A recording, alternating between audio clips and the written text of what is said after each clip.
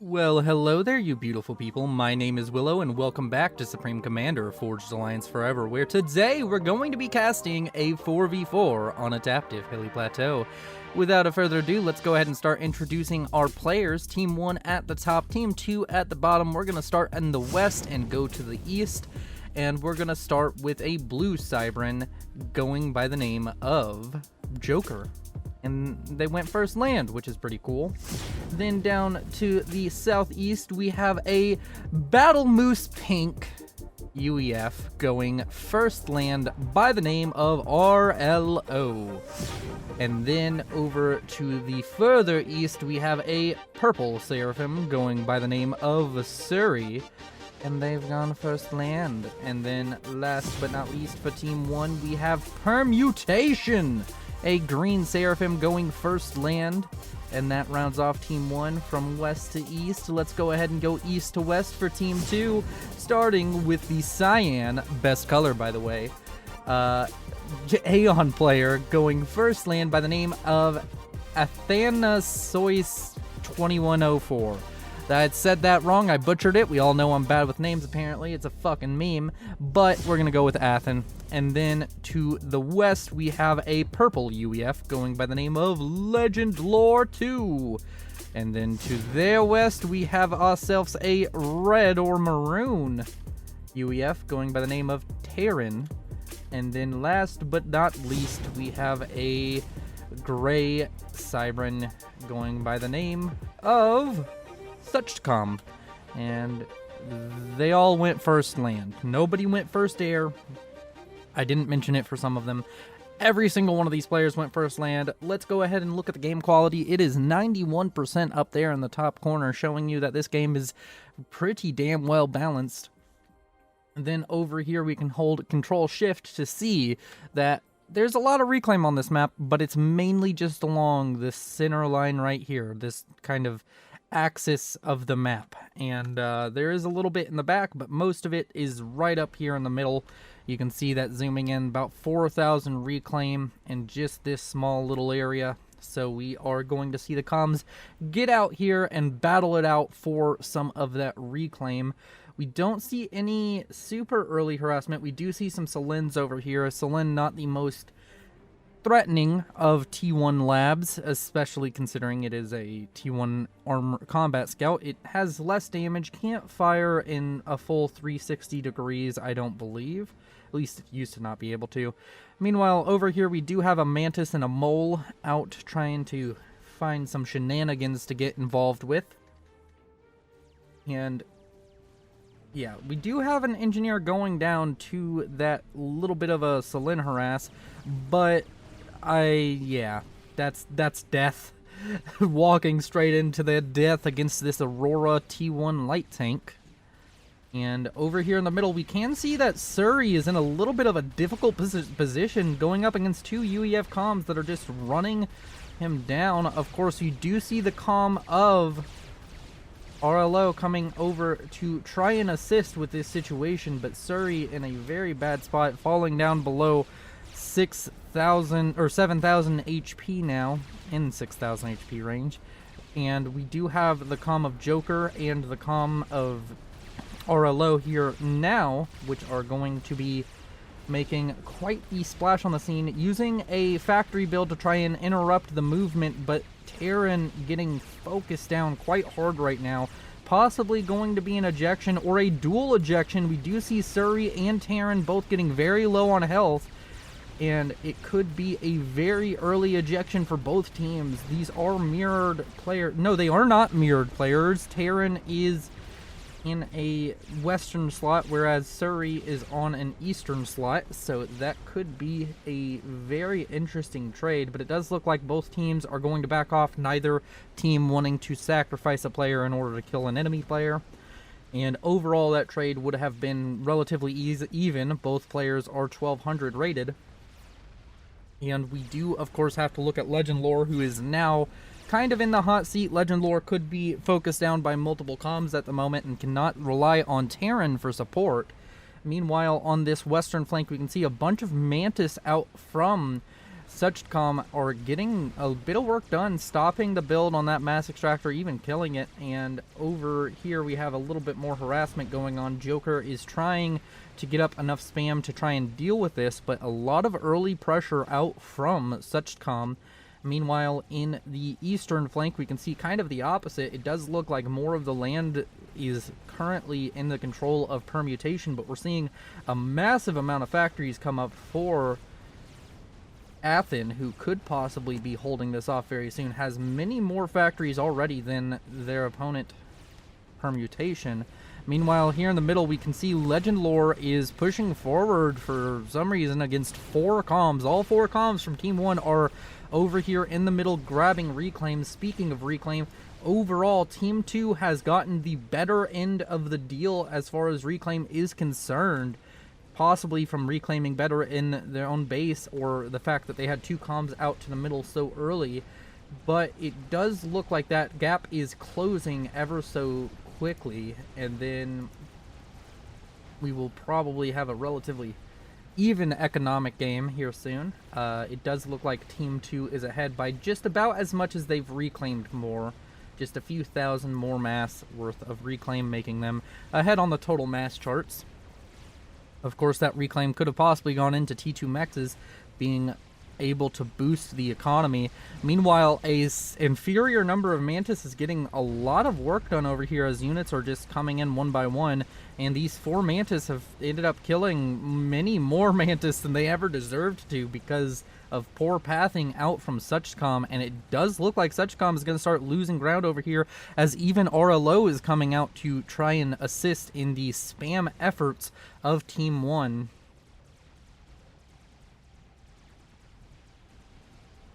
Gun speed on the way for Athen. Have they already gotten range? They have not. It does look like there's been talk about getting gun onto the comm of Legend Lore. We'll have to see if that comes to fruition. And Surrey starting gun speed and range. Surrey, a little bit strange to see the player with the lowest health comm, other than possibly Terran, going for the gun speed and range upgrade. I don't know if it gives you more health, but it is a little bit risky to try and take that on with lower health. Possibly we will see a regen upgrade, one of those nano repair upgrades, out from Surrey as well to try and fight that little bit of a deficit of HP that they are sitting on. Meanwhile, over here we can see Aurora's trying to fight off the giant army of Permutation, but it does look like the Auroras are getting the better of the trade, especially with Athens' comm over here going to be picking up a few kills with that comm, going to be making this fight a little bit less even as more and more units constantly flow out of this base. We are going to be seeing more and more situations where this army cannot hold. It does look like they may have reached parity as far as land factories are concerned. We have 1, 2, 3, 4, 5, 6 land factories for Athen versus also 6 for Permutation. We have gun damage and range out for Terran, T2 out for Legend Lore, damage and range out for RLO, and speed and range out for Surrey. Surrey completing their upgrade first, going to be getting assistance from Permutation on that, and could possibly grab some ranks of veterancy here as there is land spam to be killing. A large push out from Athen is going to be getting a bit of an inroads in, but it's not going to last. It's going to kind of fizzle out right here as units over from Surrey are making their way towards the base of Athen. Could possibly get some damage done. It does look like T2 has come out from Legend Lore, and we are going to be seeing some attempts at out-teching the opponent instead of out-spamming. Meanwhile, RLO also putting on pressure over here on the western flank. Nano repair now on the way for Terran, who has finished their gun upgrade. T2 almost finished for Legend Lore. A lot of units over here, though, do need to be careful. We do see a pillar tank out from Terran, and it's going to be dead very soon. Pillar tanks are good, but they can't fight this many strikers alone. Meanwhile, nano repair has been canceled, which is an interesting decision.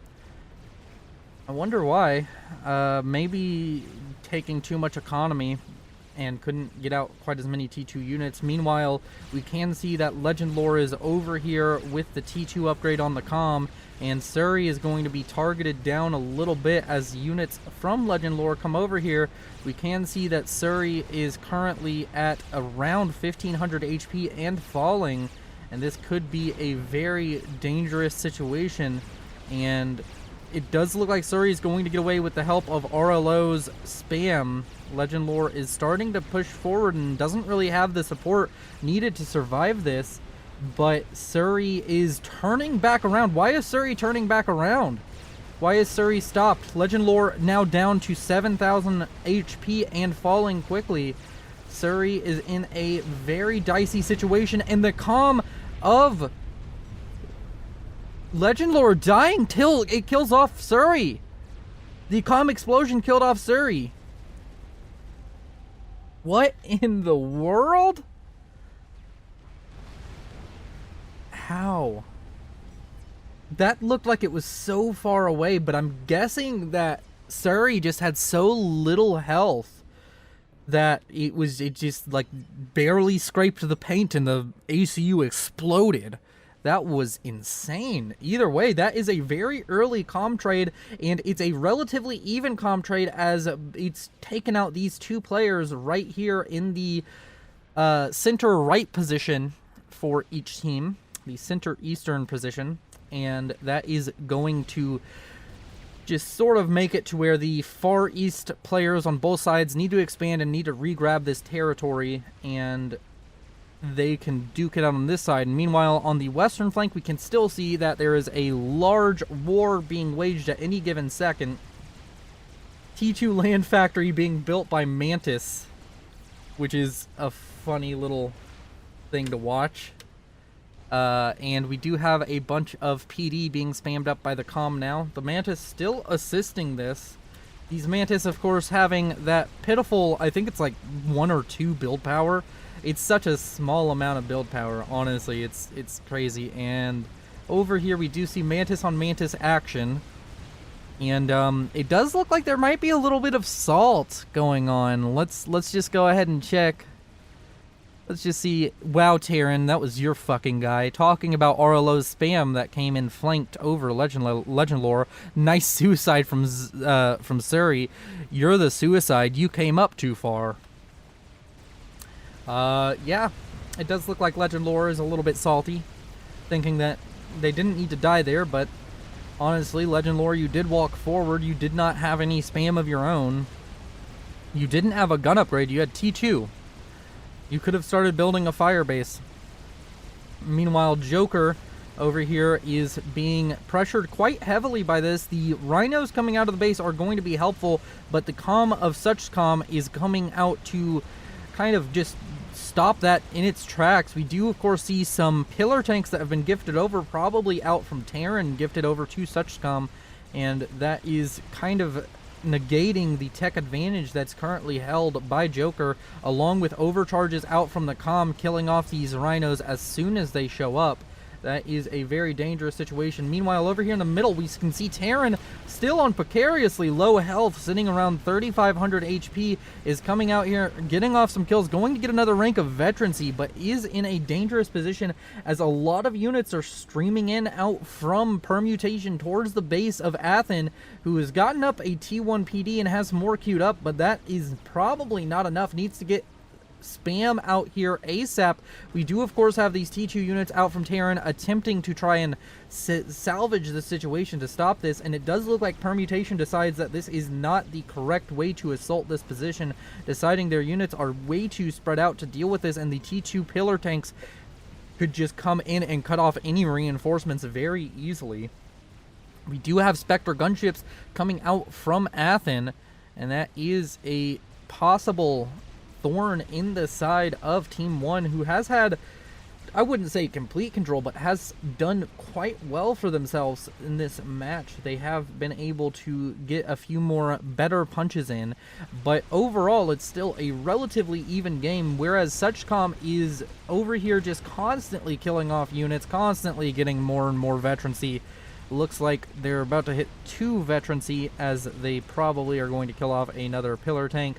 And I think that's enough mass to give them a vet. No, the pillar tank does not die, which is unfortunate for Suchcom. And these pillars over here out from Terran are going to go down relatively soon. Where is the comm of Terran?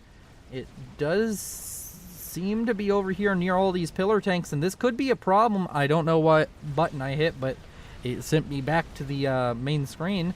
But Terran is this Terran dead?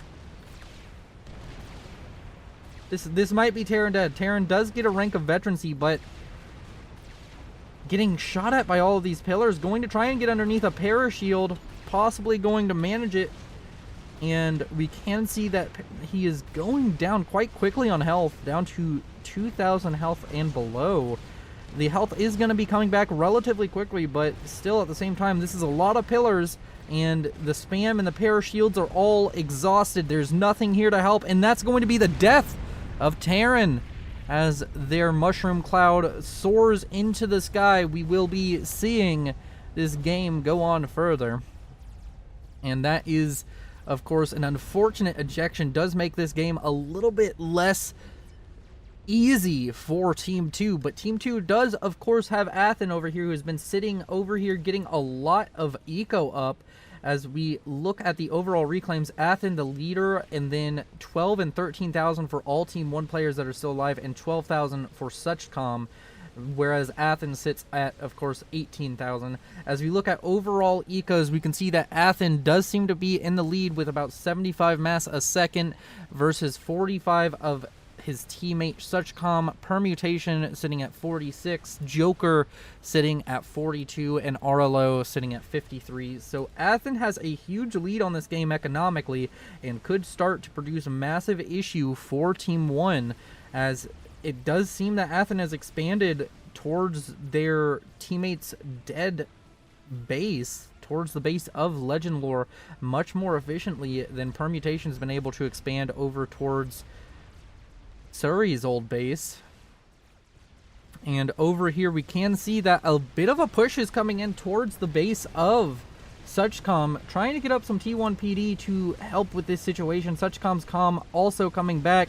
We do have some T2 units flowing in haphazardly, but not quite enough to be a massive solution to this. The comm over here is going to be the best solution that Suchcom has, hitting 2 veterancy over here.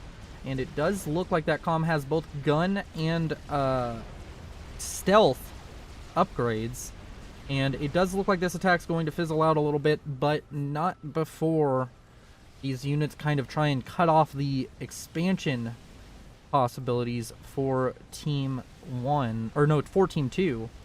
Trying to keep these players from getting these mass extractors, from getting a big economy up, and then just out spamming them with T2, T3, or T3, T1, T2, or T3 units. You can get a lot of units with a lot of mass extractors. Fun fact. Dropping knowledge bombs like I'm some kind of truth terrorist over here. Mass is good.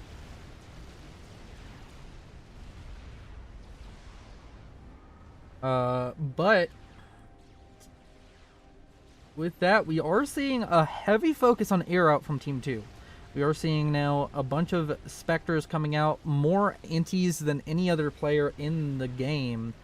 And of course, we do see T2 air out from both players. I don't believe there's T2 air available to either player for any of these players on Team 1, and there isn't. So T2 air advantage heavily held by Team 2 right now, and we can see that a combined push out from both RLO and Joker is starting to make inroads, getting quite close to the main base of Suchcom, and we do see a whole bunch of Spectre gunships coming in to try and stop this assault. Are they going to be successful is the question.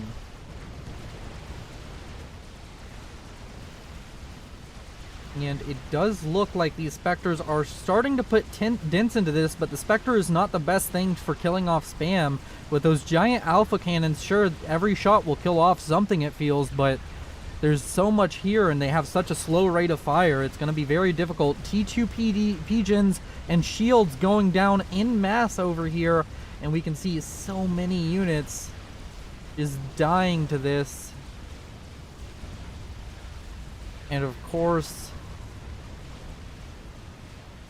it's a horrible situation all around, but it does look like, despite the loss of power over here, that Joker is going to remain in, or no, not Joker, Suchcom is going to remain in the game and not going to be thwarted just yet. Going to have to rebuild that power at some point if the plan is to go to T3 Air.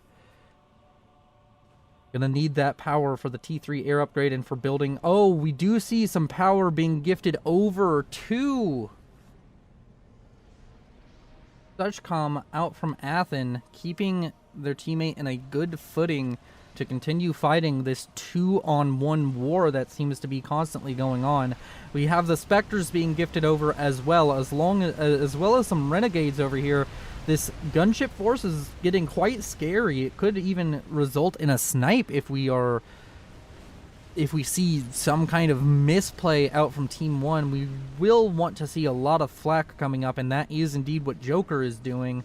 And of course, a shield over your comm makes life incredibly easy. We do see a lot of air factories being spammed out from RLO, going to try and get the interceptor advantage, as well as, of course, nope, I don't see anybody going T2 just yet. We do get some major assistance over onto these factories for Joker. All three players producing interceptors now to try and stop this from being a major issue. We do have T3 land now out from both Athen and RLO. Both of them reaching T3 land. Titan's now going to be spammed up by RLO, while we already have a nice production line of Harbingers coming out to try and solve any issue that may arise. Meanwhile, here in the middle, we can see Spectre gunships and Renegade gunships killing off all of the spam that was poised to threaten the bases of both of these players. And yeah, it's just a very bad situation overall for Team 1. It does look like they've kind of, this T2 Air has just kind of stopped them in their tracks. No more aggression coming out, allowing these players to re-expand and re-grab this lost territory. It's going to be very, very helpful for both players to be able to grab this territory and be able to just simply survive longer, get more eco, get more out of their economies. And of course, there's tons of reclaim over here just waiting to be grabbed. You could even put these Harbingers on patrol if you felt like it and just grab a bunch of reclaim. Meanwhile, over here, we can see that these Titans are being spammed out at a massive rate and could possibly stop any of this aggression that could come from the ground. They aren't going to be killing off those gunships anytime soon because Titans don't shoot up, but they will be able to stop any kind of land aggression out on this flank as there's not enough T3 units. We do see a tac snipe attempted. I don't know what this is trying to snipe exactly, possibly the power, definitely not going for the comm though. And we see the tactical missiles come in and they do seemingly go for the power gen. And it looks like earlier they possibly killed off a shield gen as well, and going to be getting quite a little bit of damage done. And that is an effective tac snipe out. It's going to hurt the power economy from permutation, but is it going to cripple anything? It does not look like it will. Permutation having enough power elsewhere, or possibly just surviving off of allies' power overflow. Meanwhile, a massive air engagement happening over here on the western flank is going to be shutting down the air supremacy that's been in the hands of Suchcom. Suchcom, the only one really producing interceptors for Team 2, and we do see Swiftwind starting to come out for Athen, and that could be a game changer, but you need a lot more than 3 Swiftwinds to win a massive interceptor war. And this could be very dangerous for Team 2 if they don't manage to wrestle back air control. Air control is what's giving them the ability to fight this. We do see a couple Harbingers come up to the giant ball of Titans, and some of the Titans are going to go down to these Harbingers, but once the Titans are done killing off this low tier spam, they will be able to kill off these Harbingers with extra numbers. And this could be a very bad situation out for Athen, as these Titans are next going to be threatening over here. We do see a Miasma T2 artillery firing in the direction of the Titans, missing, of course, but that's just because the Titans move. Moving units are a lot harder to hit, in case you didn't know. Yeah, you know, if you move, it's harder to hit you. Why move? Just keep moving. Never stop. The artillery is not going to land and do damage immediately. I think that little miasma cloud does a little bit more damage after the fact.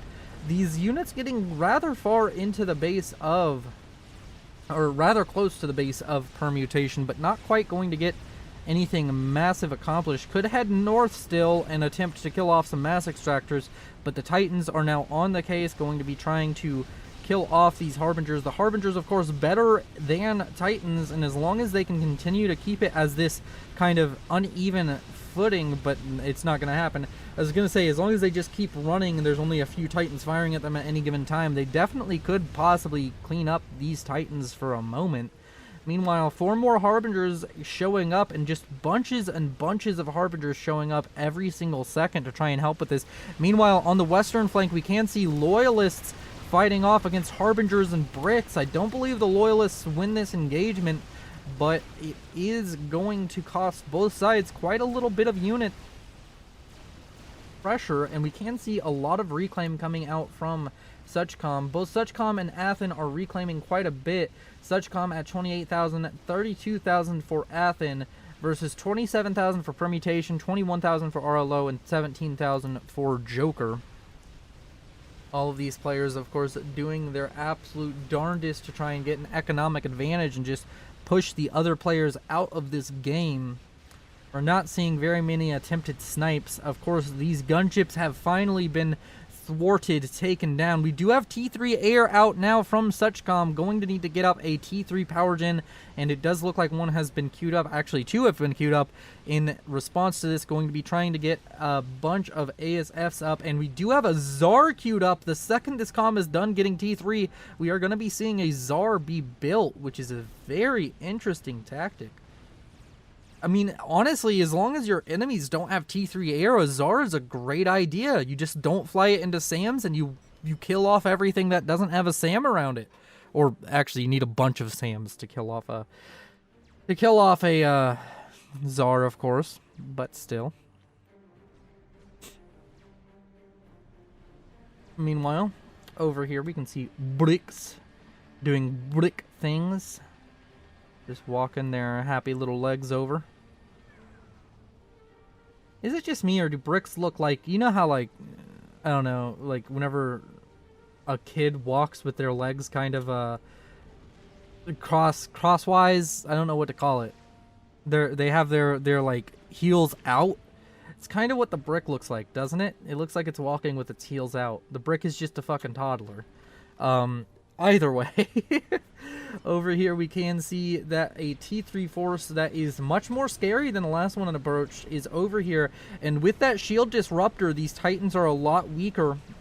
These shield disruptors are very, very good at killing off the shields on personal shields and normal shields, one-shotting the shields off the Titans.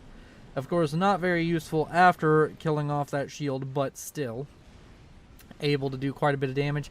But Percival's now coming out, and Percival's beat Harbingers one-on-one.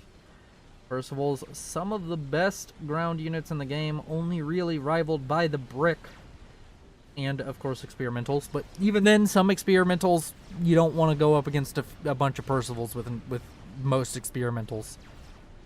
Maybe the Megalith would do okay, as long as the Megalith can back micro and there isn't so many that they can't rush it. But yeah, these Titans and Percivals are probably going to kill off the Harbingers very, very soon, which is an unfortunate situation for Team 2 as they continue to push forward, possibly going to kill off a T2 Mass Extractor. That is, of course, a worthy thing to kill off. Love to see the targeting on it even, and that's going to be very helpful. These Titans are just kind of sitting here AFK almost.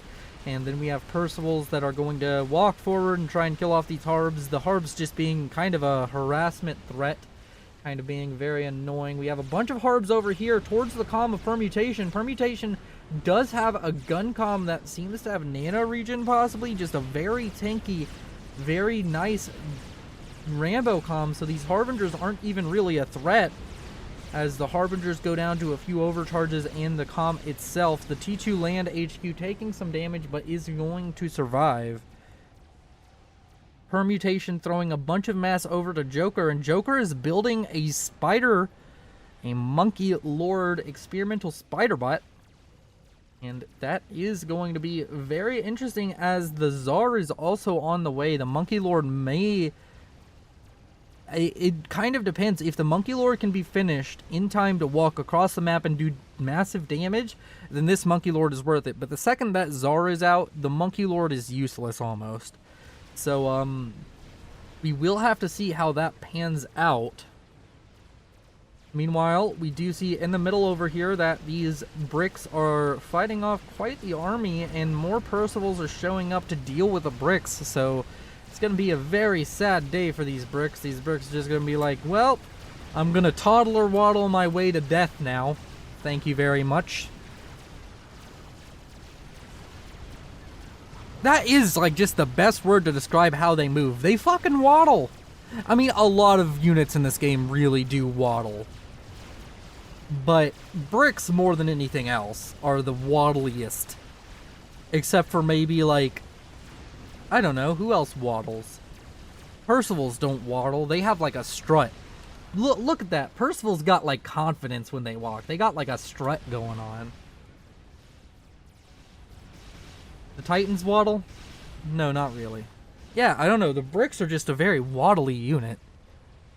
Meanwhile, some Harbingers being very annoying, getting into the backline here, going to be killing off some T2 mass extractors, which is odd. The T2 mass extractors were given over to RLO, which is an interesting situation.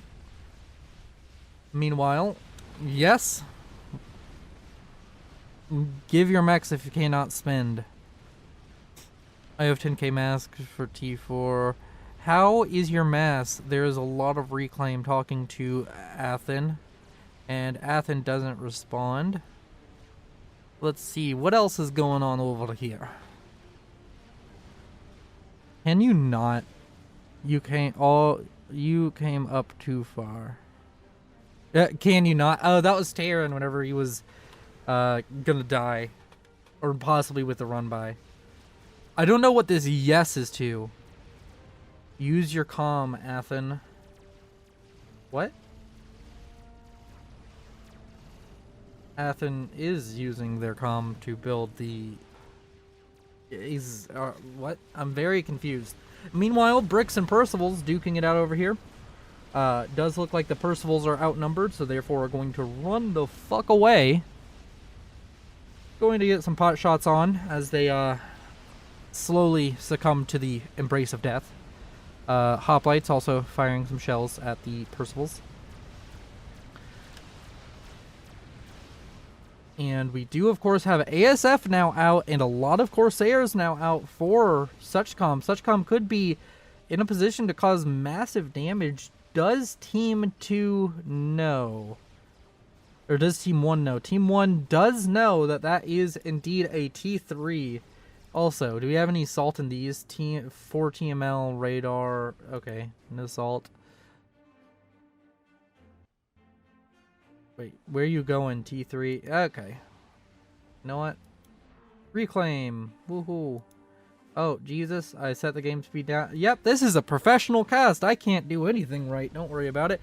Meanwhile, these Corsairs are going to be killing off these Titans who got into the backline. This must be what was spoken about where it was like, use your comm, but I don't know what the need for using the comm was. Of course, I think that now they do know about the Tsar. Oh, they don't. They've never scouted the Tsar. Oh, so the Tsar is going to be a surprise, along with the fact that T3 arrows are now out. We don't see any kind of solution to that coming up anytime soon. We do see that this Harbinger over here, which has been chased by Percivals, very bad idea. Don't chase Harbinger. No, the Percivals are running away. No, this Harbinger's going to get a T3 mass extractor. Oh, you have to be kidding me. These Harbingers, there was like 3 or 4 of them over here, killed off all of this mass. How much vet do you have? A 5 vet Harbinger with 10,000 mass killed. This is the king of the Harbies right here. Meanwhile, down on the... Yeah, it's just going to keep going until you stop it. This could 1v1 a brick. This could 1v1 a brick. If it's just given the order to attack, I think this 1v1's a brick. It's definitely possible that it 1v1's a brick. It has so much health regeneration. 30 health regeneration a second is nothing to scoff at. And the brick is slowly dying, but so is the Harbinger. The Harbinger may not survive this. If the shield pops back on, the Harbinger survives, but no. Almost killing off a brick with 1 Harbinger is incredible. Not gonna lie. And there's a good reason for it. Like whenever you go over here and you select the T3 factory and you look at the cost of a brick, it's 1,200 mass, 1,280 mass, versus the cost of building a Harbinger is merely 840 mass. So it's a lot cheaper to build a Harbinger. So you get more Harbingers for the same amount of mass. Indeed. Indubitably. Meanwhile, over here we do see that the Tsar is about to be finished. Currently sitting around 95% and climbing relatively quickly. They do scout the Tsar, and they do notice that it's almost done. The Monkey Lord out here is going to be needing to get a lot of damage done very quickly, because once that Tsar is done, I can guarantee you its first target is going to be kill off all this land and then move forward. It's what you do with a Tsar. You kill off whatever's attacking you, and then you throw it at the enemy as a giant falling donut of doom. Meanwhile, since the Tsar is the most interesting thing to me... Wait, no. Control-Shift-T. Alright. And then we go back to Observer. And since the Tsar is the most interesting thing to me, I'm going to look at it like this. And it is moving straight towards the Monkey Lord. It is possibly going to get quite a little bit of damage done. We can see that the draw distance isn't great. Okay, there we go. We can see the Monkey Lord and all of its accompanying units. We do see Percival's now moving towards the base of Athen. And this Monkey Lord is going to be making its way away from the Tsar, trying to run away, but its stubby legs aren't quite as fast as it needs for this to work out. And we do see that this right here is going to be a dead Monkey Lord. And that is unfortunate for Team 1, because that Monkey Lord could have gotten a lot of damage done, but here it is. It's going to die before it kills anything, really. It's going to be dead in 3, 2, 1, it's gone. It's gone, everybody. That Monkey Lord you worked so hard to build, it's gone. It's gone. And, of course, now we do have the issue of friendly fire. Friendly fire is a very real thing, and the Tsar is very good at it. But it does look like the units are going to be stopping outside of the base and not causing the Tsar to do too much friendly fire.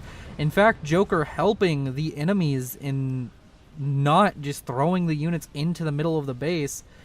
Let's go ahead and check on the rest of the map as we do. We're no longer tracking that unit. The unit has been given over to Suchcom, which is a very interesting... Wait, why can't I... Okay. And it does look like... Oh, god damn it. I just want to track this. Thank you very much. It does look like the Tsar is going to be pushing its way over to... towards the comm of... possibly RLO? Is that what this is going for? It is approaching the base of RLO. I don't know why I'm doing this. I just really like this, like, doing this cinematic shot shit, okay? Meanwhile, RLO down below the Tsar, and the Tsar is going to be directly on top of it. Is the Tsar going to die? Is the question. Does the Tsar kill this, or does the Tsar die? But is that enough damage? Oh, it is! The comm of RLO goes down to the falling donut of despair. You know, I did say it was the falling donut of doom or whatever. I do believe that's an example of why we call it that. Meanwhile, over here we can see that a single brick is going to be killing off multiple T2 mexes, which is unfortunate. But the Monkey Lord and the Assault in general did manage to get some inroads over here and cause probably some issues. I'm not entirely sure. But we do see a brick that is going to be killing off all of this. And now it's down to a 2v2. But we do have the slight issue of this 2v2 is a bit unbalanced, as Aaron, I think, or not Aaron, Athen is the highest eco player in the game. Oh, wait, no, Joker? Joker has a surprisingly powerful economy at the moment. How many T3 mexes you got? Wow. Surprisingly, 6 T3 mexes out of Joker. Permutation at the lowest rung of the eco game. And Suchcom no! Permutation is higher than Suchcom. Suchcom has been a punching bag for about 30 minutes now.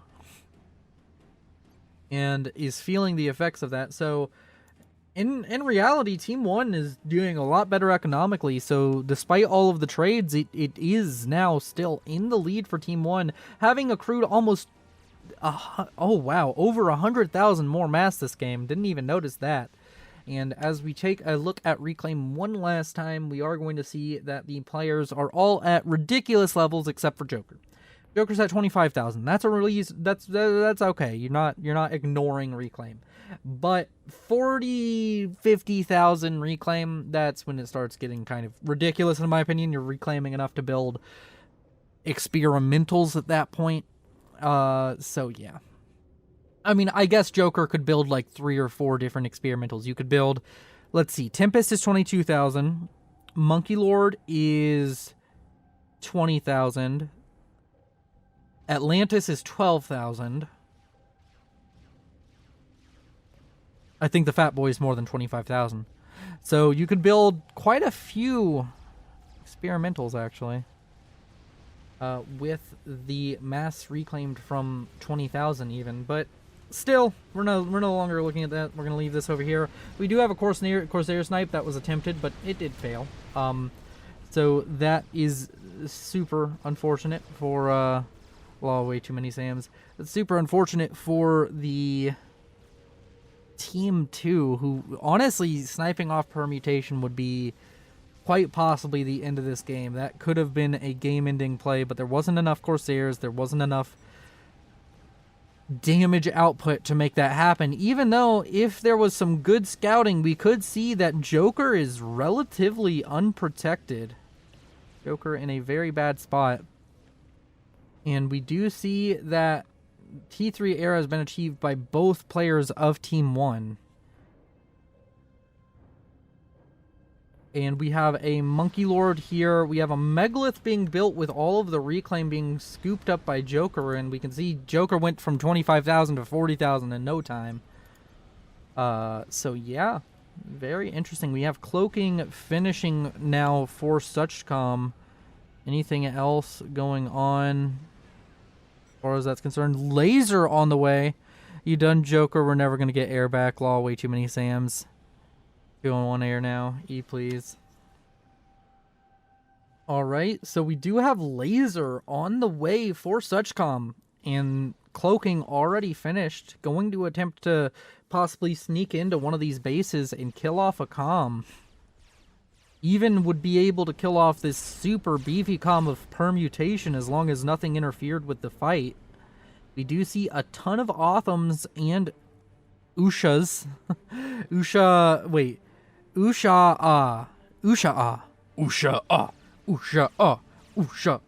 Okay, oh, wow. Okay. That was fun. That was my fun for the day. Since very little is happening, I am going to speed up the game because there's no reason to waste anybody's time. We do have an experimental finished, a GC out from Athen, and we do see that air numbers are just constantly building up for Team 1. It does look like Team 2 is kind of just giving up on producing air in any massive number. And cloaking is finished and laser are finished, so these units are going to be moving forward. We can see the GC on the way. We do see the megalith is now almost done, sitting at 91%. That megalith will be completed in just a little bit. And this T3 army is nothing to scoff at. All of these, well, mostly T3 army. There's a bunch of Ilshivas, which are very good.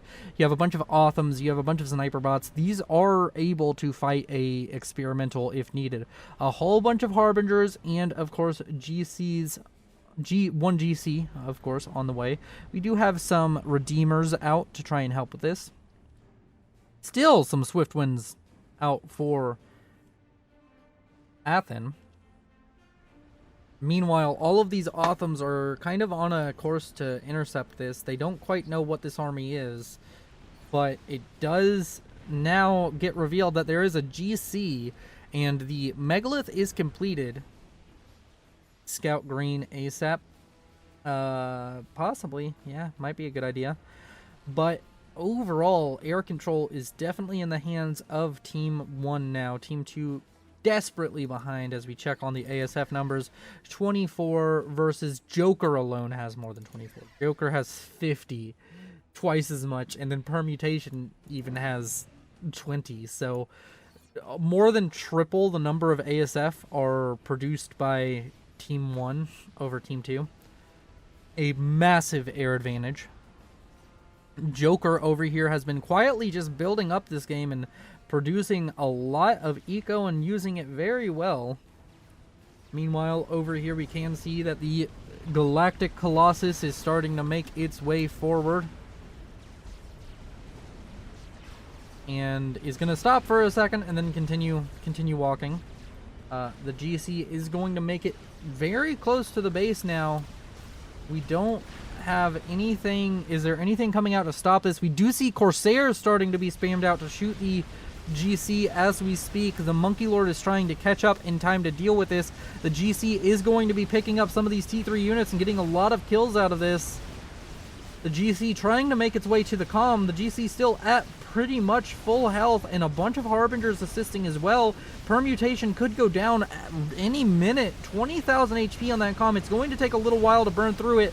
The GC's health falling rapidly as more and more Corsairs show up, as more and more Team 1 bombers start to deal with the situation, and all of these Othams still firing, and the Monkey Lord showing up. Permutation going to drop to 12,000 and doesn't even continue to run away or try and get buildings in between. So confident that that was not going to be a death. And with that, we do have a Megalith and a Monkey Lord that are going to be threatening Athen, and we also have the Calm of Such Calm out here very close to their opponent. And I don't know, Calm on stealth, do they know exactly where the Calm is? They can't see it currently, but if they get Omni near this Calm, the Calm does die. And oh wait, no, they can see the Calm. They could for a moment there. And now as these units fly back over, you can see the comm once again over here coming in and out of existence. A little bit hard to see. And RLO is pinging madly for this Megalith to target the comm of Such Calm. And Such Calm is going to attempt to take on a Megalith alone. I don't know how well that works out for the comm, but it does not look like it's going to go very well. That is the death of a player, and with that, I think it's safe to say, I think the match is pretty much over. These units are all going to be pushing down. There's no reason for them not to. So I'm gonna speed it up. If something crazy happens, I'll slow it down. But we do see that there's an attempt to build a GC over here, and that seems to be the only attempt out. So I'm gonna call it here. I think the game is over. Thank you all for watching. You all have been beautiful. Thank you to my patrons, Timothy Calderwood, Sergeant Civilis, and Nogthar. I have to remember those names. I'm very bad at it. But with that, the game is over. Thank you all for watching. You all have been beautiful. Like if you liked it, dislike if you didn't like it. Subscribe if you want to see more, and I will see you in the next video.